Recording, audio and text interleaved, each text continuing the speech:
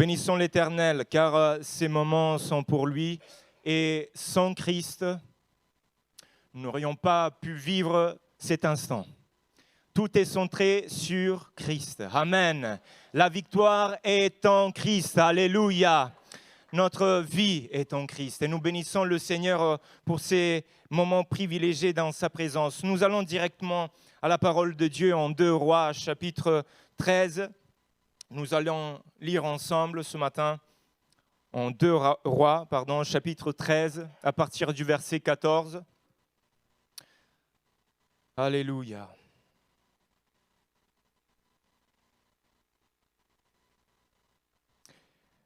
Nous lisons dans la parole, Élisée, donc le prophète, était atteint de la maladie dont il mourut. Et Joas, roi d'Israël, descendit vers lui, pleura sur son visage et dit « mon père, char d'Israël et sa cavalerie ». Élisée lui dit « prends un arc et des flèches ». Et il prit un arc et des flèches. Puis Élisée dit au roi d'Israël « bande l'arc avec ta main ». Et quand il l'eut bandé de sa main, Élisée mit ses mains sur les mains du roi. Et il dit « ouvre la fenêtre à l'Orient ». Et il ouvrit. Élisée dit « tire ». Et il tira. Élisée dit « c'est une flèche de délivrance de la part de l'Éternel. Une flèche de délivrance contre les Syriens. Tu battras les Syriens à Aphek jusqu'à leur extermination. » Élisée dit encore « prends les flèches ». Et il les prit. Élisée dit au roi d'Israël « frappe contre terre ». Et il frappa 3 fois et s'arrêta. L'homme de Dieu s'irrita contre lui et dit « il fallait frapper 5 ou 6 fois. Alors tu aurais battu les Syriens jusqu'à leur extermination. Maintenant, tu les battras 3 fois. » Amen. Jusqu'ici, la lecture de la parole de Dieu. Je ne pourrais pas, bien évidemment, parler de ce roi comme modèle pour chacun d'entre nous. Sa vie ne l'était pas et la parole nous dit aussi qu'il fit ce qui est mal aux yeux de l'Éternel. Waouh, quel modèle, quel exemple que ce roi était pour le peuple. Il dit encore, il ne se détourna d'aucun des péchés de Jéroboam, fils de Nébat, qui avait fait pécher Israël et il s'y livra comme lui. Quel exemple cet homme. Mauvais, malheureusement. Donc, je ne prendrai pas, bien évidemment, ce qui était sa vie comme un cadre où nous pourrions nous inspirer ce matin. Mais malgré tout cela, nous pouvons voir un roi qui se précipite au pied du lit du prophète mourant. Vous savez, il y avait un cadre très spécial ou bien aussi une relation très particulière entre les rois et les prophètes à cette époque. Un roi ne pouvait pas être roi sans son prophète. Et le prophète était pour le roi aussi, bien que des fois nous pouvons voir des relations très compliquées. Le roi aimait bien entendre des choses qui lui faisaient plaisir.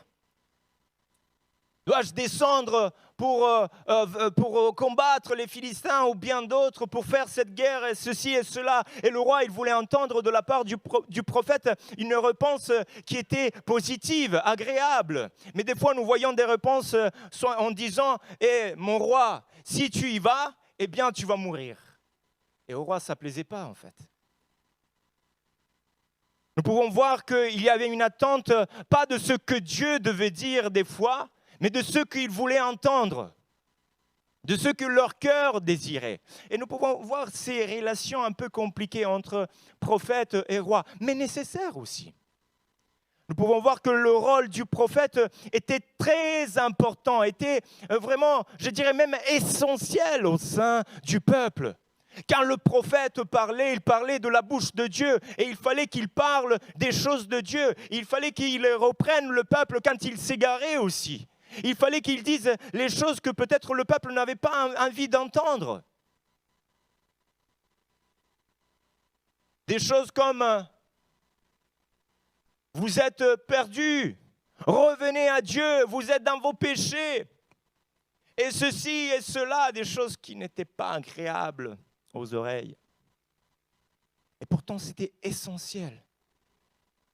Nous voyons que Élisée aussi, d'une manière particulière, a eu un rôle très important.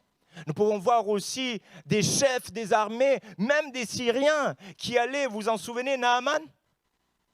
Qui allait chercher? Eh bien, Élisée. Et Élisée accomplit les grands miracles que Dieu lui donne d'accomplir. Et nous pouvons voir même dans le chapitre 6 les révélations que Dieu donnait à Élisée pour combattre, même si des fois les révélations, comme je disais, n'étaient pas bonnes, mais le rôle du prophète était essentiel pour sauvegarder la santé du peuple, des âmes, du peuple d'Israël.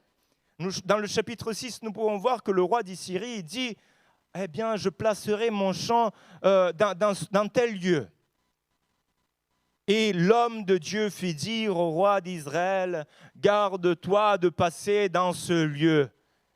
Et le roi de Syrie s'inquiétait, il se préoccupait, il disait: mais nous avons des espions parmi nous. Et quelqu'un va lui dire: non, ce n'est pas quelqu'un parmi nous, c'est le prophète qui est en Israël et qui dit et qui rapporte au roi d'Israël les choses que tu dis dans ta chambre. Oh, l'Esprit de Dieu.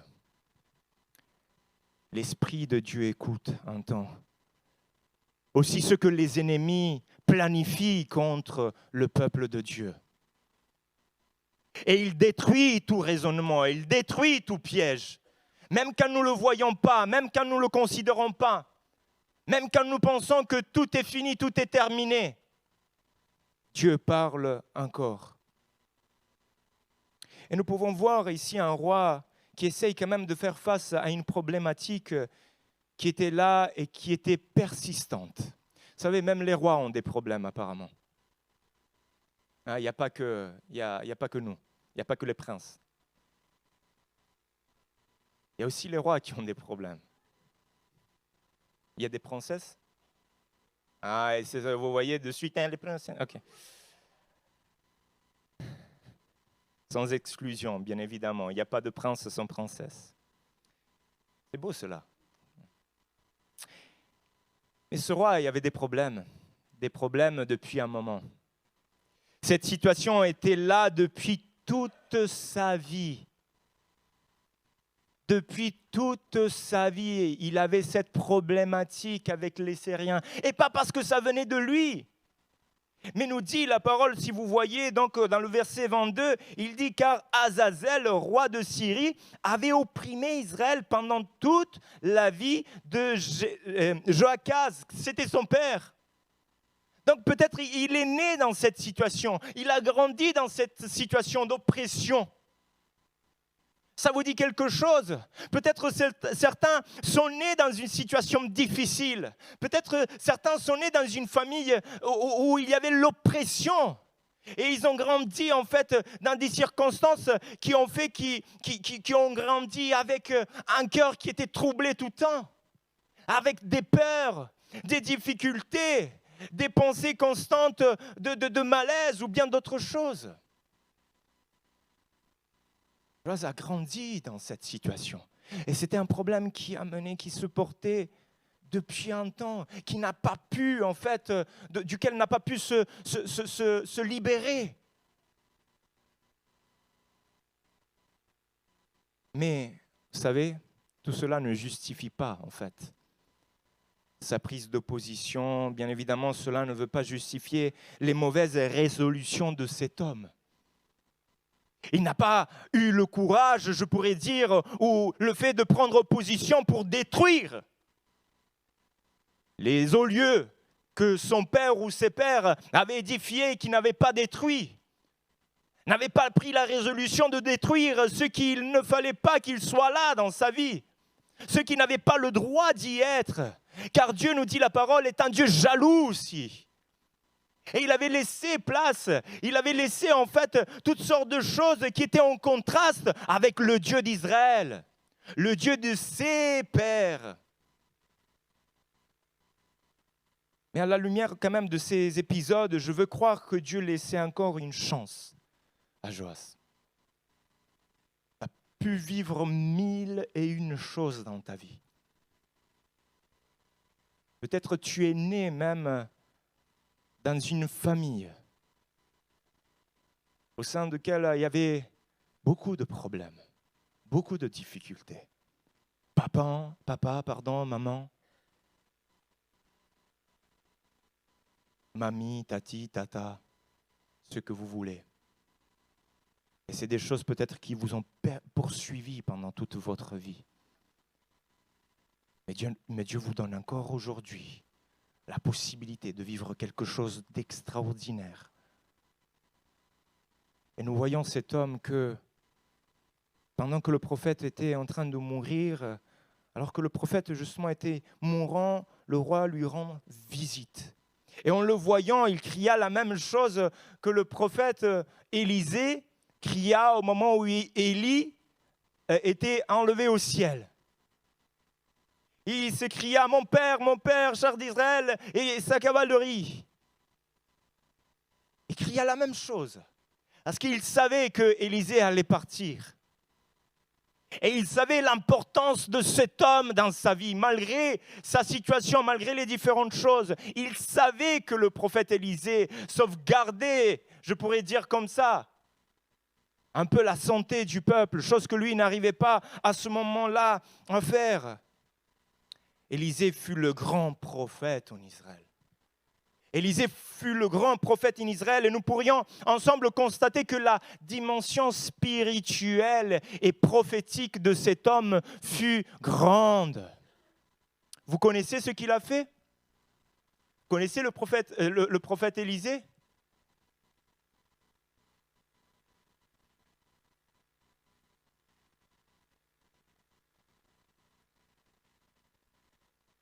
Quel miracle! Oh, les miracles que cet homme faisait. Par la puissance de Dieu, il était utilisé puissamment par l'Esprit de Dieu. Nous pouvons voir même des miracles que nous voyons aussi au travers de Jésus. La multiplication des pains. Oh! Et l'huile. Waouh! Les résurrections. Waouh! Combien de choses! Quel homme de Dieu! Et le roi, il va pleurer aux pieds du prophète en criant cela comme pour dire « Écoute, je suis un peu comme toi. » Et le prophète Élisée avec Élie, il n'était rien toi. Mais il cria la même phrase. Mais à ce moment-là, alors que son cœur criait pour le prophète, et le prophète lui dit « Ce n'est pas le moment de pleurer pour moi. » Tu es venu pleurer pour moi, mais ce n'est pas le moment. Et il le démontre en disant, bande ton arc. Tu es venu en pensant qu'il y a une défaite pour toi. Mais je vais te dire, et là c'est là que je veux voir aussi le texte dans sa dimension prophétique, que ce soit pour cet homme, que ce soit pour notre vie, saisis-le. En disant, ce n'est pas le moment de pleurer, ce n'est pas le moment de la défaite. Bande ton arc, il dit. Il y a quelque chose dans ce texte d'extrêmement important pour ta vie, pour ma vie. Dieu a préparé le moment de la délivrance pour son peuple. Et pour cela, il fallait quelque chose de très précis. Vous savez, des fois on est... Vous connaissez les lanceurs, qui est déjà allé au cirque? Ça se dit le cirque, si je ne me trompe pas.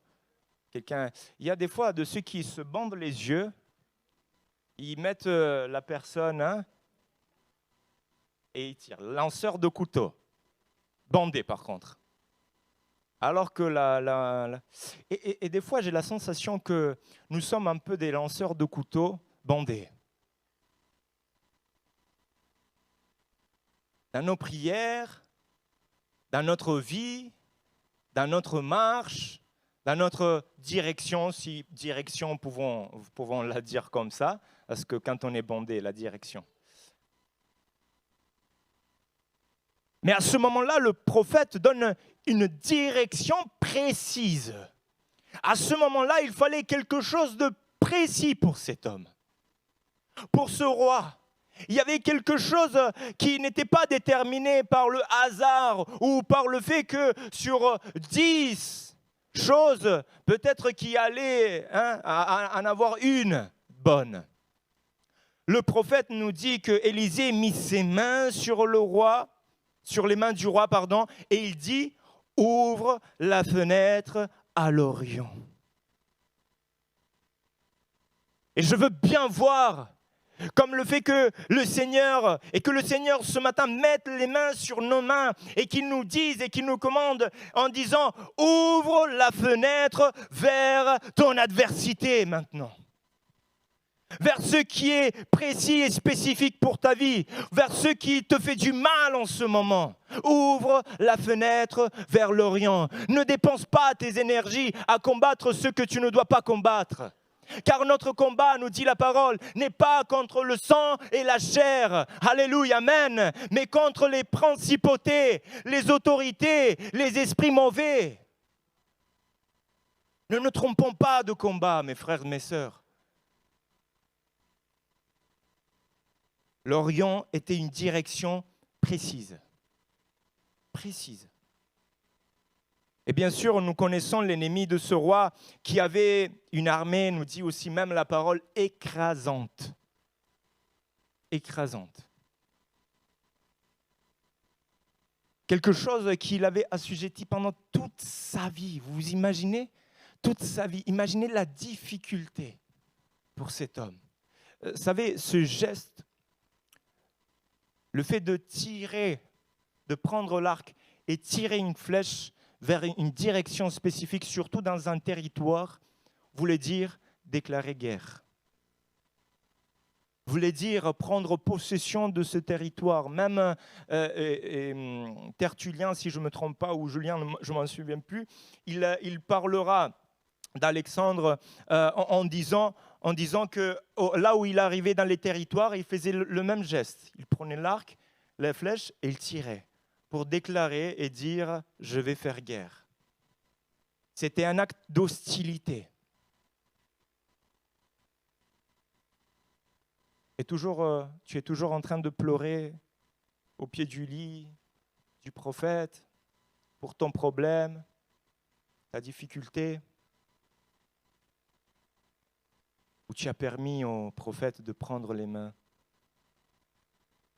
de les mettre sur les tiennes, te donner une direction précise et affronter ton ennemi.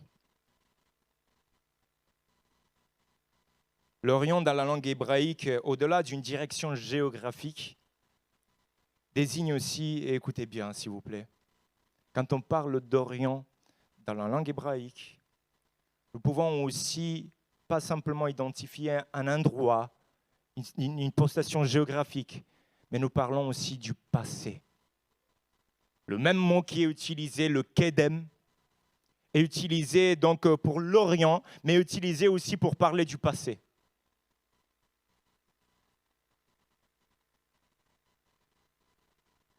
Une direction temporelle. Si Dieu te disait ce matin, ouvre la fenêtre vers ton passé. Ouvre la fenêtre vers ton passé, les choses qui t'ont fait du mal, les choses qui t'ont écrasé depuis ton enfance, les choses qui t'ont écrasé depuis longtemps. Ouvre la fenêtre et tire vers cette direction. Serais-tu capable d'ouvrir cette fenêtre vers ton passé?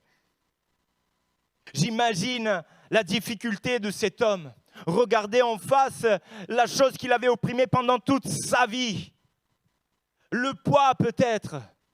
La subjection qu'il pouvait avoir, la peur même. Il dit, il aurait pu dire, mais ils sont plus nombreux que nous. Il est plus fort que moi. Tu vois que même mon père n'a pas su affronter cet ennemi-là. Tu vois que même pas mon père a su se débarrasser de cet ennemi-là. Et des fois, nous restons sur cet acquis-là, si je pourrais dire comme ça, de la défaite de mon père ou de ma mère.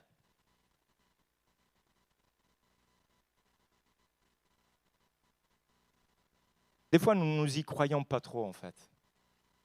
Je sais, ne vous inquiétez pas. Des fois, on a du mal à croire que ce qui est passé ne peut pas prendre racine en fait dans notre présent, ou que ne peut pas créer des causes ou des conséquences en fait sur notre présent.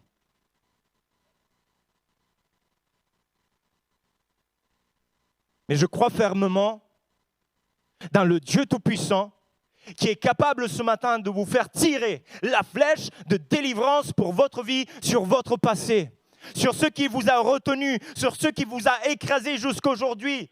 Que ce soit un lien avec la famille ou bien d'autres choses, avec le péché, avec les souffrances, avec la défaite, les échecs et tout, peu importe, il y aura une flèche de la part de l'Éternel dans une direction précise ce matin, peut-être sur ton passé, qui va te délivrer.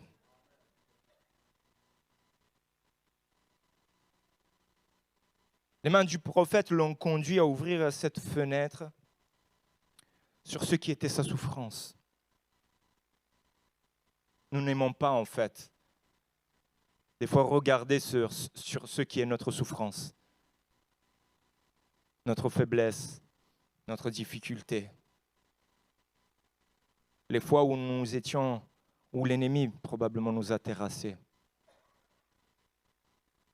Et ce n'était pas pour l'effrayer ou pour lui rappeler qu'il était dominé par des oppresseurs, mais comme je disais, c'était parce que à ce moment-là, il devait tirer cette flèche de délivrance pour lui et pour le peuple.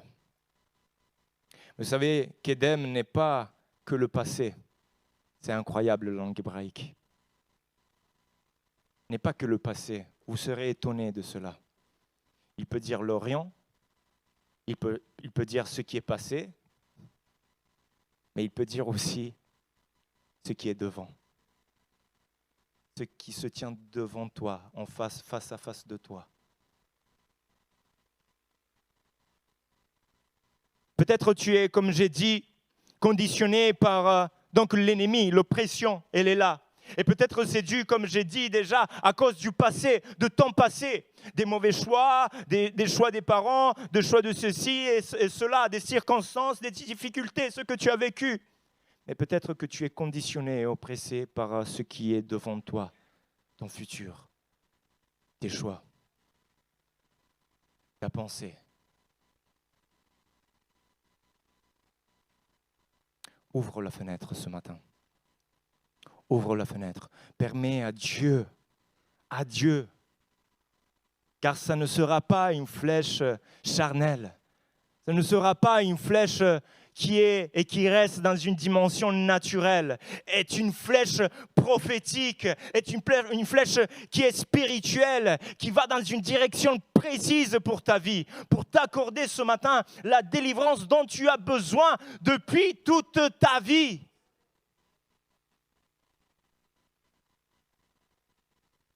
Et puis il continue le prophète. Il continue en disant, maintenant que j'ai déclaré ça, fais une chose, fais une autre chose. Frappe par terre. Il lui a dit combien de fois? Non. Non plus. Frappe par terre. Frappe le sol. Frappe contre terre. Et dans l'image, ça ne voulait pas dire simplement prendre l'arc et les flèches, pam, pam, pam, par terre comme ça. C'était toujours dans une direction, comme pour frapper un ennemi. Il ne lui dit pas combien de fois.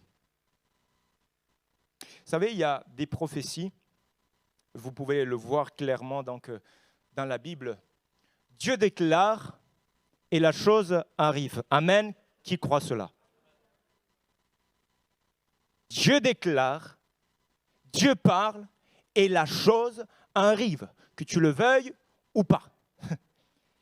Elle restera dans sa souveraineté, dans son dessein parfait, immuable. Dieu a déclaré l'arrivée de son Fils. Que tu le veuilles ou pas, tu n'aurais jamais pu influencer son dessein. ou modifier sa parole. Non, non, non, non, non. Dieu l'a déclaré, Dieu l'a prophétisé par la bouche de ses prophètes. La chose arrive. Alléluia. Jésus est venu. Jésus est mort à la croix comme a été prophétisé. Il a souffert comme a été prophétisé. Il a été trahi comme a été prophétisé. Il est ressuscité comme il a été prophétisé. Il a vaincu comme il a été prophétisé. Alléluia. Et c'est à la victoire par la parole de Dieu. Dieu déclare, la chose arrive. Point barre. Car Dieu veille aussi sur sa parole, nous dit. Et j'aime bien voir aussi Ésaïe 46, versets 9 à 10, qu'il dit « Souvenez-vous de ce qui s'est passé dès les temps anciens, car je suis Dieu et il n'y a pas d'autre. Je suis Dieu et nul n'est semblable à moi. » Et puis il dit « J'annonce dès le commencement ce qui doit arriver et longtemps d'avance ce qui n'est pas encore accompli. Je dis, mes arrêts subsisteront et j'exécuterai toute ma volonté. » Alléluia, alléluia, ça c'est mon Dieu, alléluia. Ce qu'il dit, il accomplira. Ce qu'il dit, il veillera pour l'accomplir. Et quand il dit quelque chose sur ma vie, sur ta vie, elle va s'accomplir. Mais vous savez, là c'est la première fois que j'ai appris quelque chose de plus. Non, ce n'est pas la première fois, j'apprends toujours quelque chose de plus, mais là... Et en réfléchissant un petit peu, il est venu à mon esprit cette phrase, si je pourrais dire comme ça. Vous savez que je suis un peu anglophone, moi. Pas du tout pour ceux qui ils m'ont entendu parler anglais. Je dirais ici, et je vois bien une prophétie, work in progress. Les Anglais, vous m'avez compris. Je sais que les Français n'aiment pas quand on parle anglais. Et une prophétie work in progress, une prophétie en construction. C'est incroyable. C'est une prophétie par étapes, en fait. Et voyez une chose, c'est une prophétie qui est déterminée, pas par avance ou en avance par Dieu à ce moment-là, mais par l'action du roi. Vous ne le croyez pas? Vous avez lu le texte le même que le mien? On va le voir. Il dit simplement, il dit la première fois, tire. Il tira. Il a fait ce qu'il devait faire. Et il dit, bien, cette flèche est une flèche de délivrance contre les Syriens pour mon peuple. Et tu les extermineras. OK. C'est bon. Mais puis il continue, donc il dit, maintenant prends d'autres flèches. Frappe la terre. Et le roi, à ce moment, il le fait 3 fois. Et nous dit la parole, il s'arrêta. Aïe, aïe, aïe, aïe, aïe. Qui t'a dit, mon roi, de t'arrêter à 3 fois? Et le prophète nous dit qu'il s'irrita contre le roi. Et il dit, pourquoi tu l'as fait que 3 fois? Tu aurais dû le faire au moins 5 ou 6 fois. Et nous pouvons voir que la dernière action a, d'une certaine manière, conditionné ce qui était aussi la première et ce qu'il sera aussi après. Car le prophète lui dira, maintenant que tu as fait comme ça, que tu as frappé que 3 fois, eh bien tu vaincras que 3 fois. C'est important de comprendre que dans tout ce que nous faisons avec Dieu, que ce soit dans l'aspect naturel, spirituel, prophétique, il nous faut la détermination qui vient de Dieu. Il faut être déterminé dans ce que Dieu nous dit. Oh, Dieu m'a dit quelque chose et je sais qu'il va l'accomplir, mais j'engagerai ma chair, j'engagerai mon esprit, j'engagerai toute ma vie pour le faire. Quand j'ai dit ma chair, c'est mon corps, pas la chair en sens de chair. Et c'est important de le voir. la détermination, la fréquence de frappe du roi qui va déterminer le résultat. Mon frère, ma sœur, combien de fois tu as prié pour ta famille? 1, 2, 3 fois, Seigneur, c'est tout. S'il vous plaît, suivez-moi. Combien de fois tu as prié pour le salut de tes enfants? 1, 2, 3 fois, Seigneur, c'est tout. Combien de fois tu as prié pour un changement concret dans ta vie? 1, 2, 3 fois, Seigneur. Combien de fois tu as prié pour une résolution sur ton cœur à prendre? 1, 2, 3 fois, Seigneur. Combien de fois tu as cherché la face de Dieu pour connaître sa volonté et savoir sa direction? 1, 2, 3 fois, Seigneur, c'est tout. Mais est-ce que tu avais 1, 2, 3 flèches avec toi? Le prophète s'irrita parce qu'il savait que le roi avait à disposition plusieurs flèches. Et qu'il devait, dans sa détermination, frapper plusieurs fois. Qui t'a dit de t'arrêter? Qui t'a dit de t'arrêter dans tes prières? Qui t'a dit de t'arrêter dans la marche? Qui t'a dit de t'arrêter dans la méditation de la parole? Qui t'a dit de t'arrêter dans la lutte contre la chair? En Hébreux 12 nous dira, vous n'avez pas lutté jusqu'au sang pour la délivrance. Vous n'êtes pas arrivés à ce niveau-là. Nous ne sommes pas arrivés à ce niveau-là, mes frères et mes sœurs. Ne nous arrêtons pas de frapper le sol pour vaincre les ennemis, pour vaincre ceux qui te font la guerre, pour vaincre ceux qui t'ont oppressé dès le début.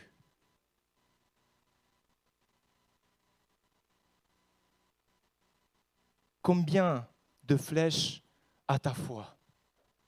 Combien de flèches à ma foi? 3, c'est tout, Seigneur. 3, c'est suffisant, Seigneur, pour que tu puisses voir ta délivrance. Ce n'est pas ce que Dieu t'a demandé. Jusqu'au bout. Jésus dira même, c'est avec la constance que vous sauverez vos vies. Une flèche par jour, ça coûte cher, hein? Mais c'est nécessaire. Tire, tire, tire. Continue. Tant que Dieu même ne te dise de t'arrêter. Personne n'a jamais dit que la lutte serait facile. Personne n'a jamais dit que la vie chrétienne serait facile. Quelqu'un vous a dit ça? Si quelqu'un vous a dit ça, même moi, menteur. Jésus ne l'a pas fait. Si quelqu'un veut me suivre, qu'il prenne sa voiture et qu'il fasse un long tour jusqu'à que l'essence se termine. C'est simple avec la voiture. Qu'il prenne sa croix, qu'il renonce à lui-même. Qu'il me suive.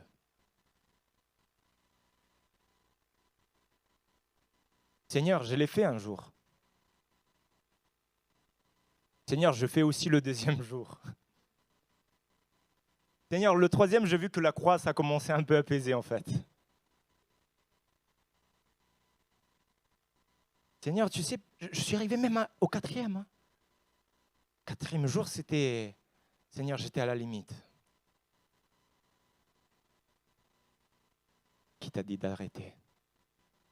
Nous avons entendu une parole aussi ce matin. Aller, retour, aller, retour, aller, retour. Je frappe une fois, je frappe la deuxième, mais pas la troisième. Je frappe après un autre jour, 1, 3 fois maximum, après c'est tout. S'il vous plaît, mes frères, mes sœurs, combattons ensemble le bon combat de la foi. Tirons ensemble vers l'ennemi. Ne nous trompons pas de combat, s'il vous plaît. Continuons à frapper, frapper, frapper le sol. Frapper tant que notre main, comme il le fut pour un héros de David, sa main fut et resta attachée à son épée jusqu'à la fin de son combat. Jusqu'à la fin, s'il vous plaît. Tirant cette flèche de délivrance. Fais-le pour ta vie, fais-le pour ta famille, fais-le même pour ton église, fais-le pour toi-même, fais-le. Faisons-le, s'il vous plaît.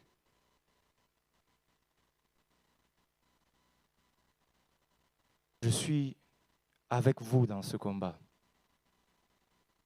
Bien sûr, Dieu le dit que c'est lui, mais moi en tant que Simone aussi. Nous croyons que nous avons la victoire, comme nous l'avons proclamé dès le début, en Christ et en Christ seul. Alléluia, en Christ, en Jésus, je sais que cette flèche prendra l'ennemi en pleine tête, je dirais même, comme le fut pour David avec Goliath. Alléluia, une seule pierre. Et le géant tomba par terre. Alléluia. Ne limitons pas Dieu. Veux-tu limiter Dieu ce matin? Qui veut limiter Dieu ce matin? Personne? Vraiment personne? Alors on se met debout tous ensemble. Alléluia. Alléluia. Alléluia. Alléluia. Alléluia, alléluia, alléluia, alléluia, alléluia, alléluia, alléluia. Prends ton arc ce matin, alléluia, alléluia. Ouvre la fenêtre vers l'Orient, vers ton ennemi, vers ton passé, vers ton futur, sur les choses qui t'écrasent, vers ton péché que peut-être te poursuit depuis longtemps, un péché spécifique, une addiction en particulier. Ouvre la fenêtre. Tire. Que ce soit une flèche de délivrance pour ta vie ce matin. Que ce soit une flèche de délivrance pour ma vie ce matin. Que ce soit une flèche de délivrance pour l'Église ce matin. Que ce soit une flèche de victoire pour l'Église ce matin. Sur les liens, sur les chaînes. Sur ce qui retient le peuple de Dieu. Sur ce qui nous rend captifs.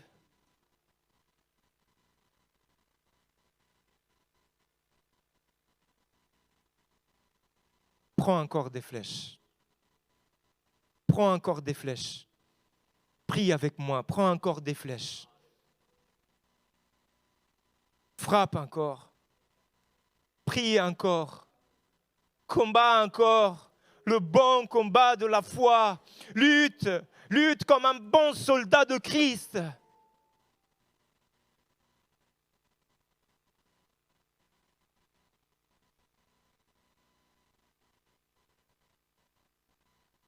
Même fatigué, même dans le désert, même dans la tribulation, même dans l'angoisse, même dans la tristesse, continue à tirer.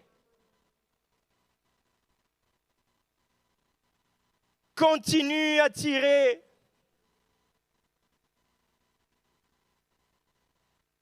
Ça sera encore des flèches de délivrance pour toi, pour ta famille, pour tes enfants.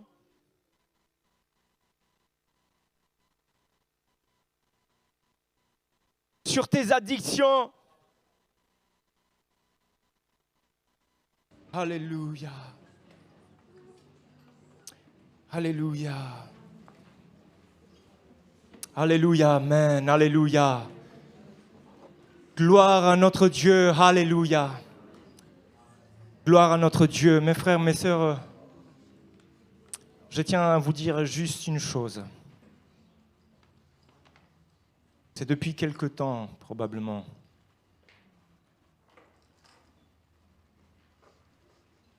Je l'ai dit même dans ma prière, au personnel, mais je ne me conformerai pas au monde, au siècle présent, comme dit la parole. Et quand je dis cela, ça veut dire que je ne me conforme pas non plus aux attitudes ou à la pensée ou à ce qui peut penser le monde de nous. Moi, je veux vous rappeler une chose, et je ne vais pas reprêcher, je vous promets. Je vais vous dire une chose. La parole nous dit que la croix est une folie pour le monde. Mais pour ceux qui croient, elle est quoi? Une puissance. Moi, je crois dans la puissance de Dieu. Je crois dans la manifestation de Dieu. Je crois dans la manifestation du Saint-Esprit. Je crois, mes frères, mes sœurs. Le monde a été impacté par Jésus. Le monde a été bouleversé par ses disciples. Ne soyons pas bouleversés par le monde, par ce que le monde peut penser de nous. De toute façon, je serai déclaré fou jusqu'à la fin de mes jours. Merci, Seigneur. Merci, ma sœur. Si vous me soutenez, c'est encore mieux. Alléluia, amen.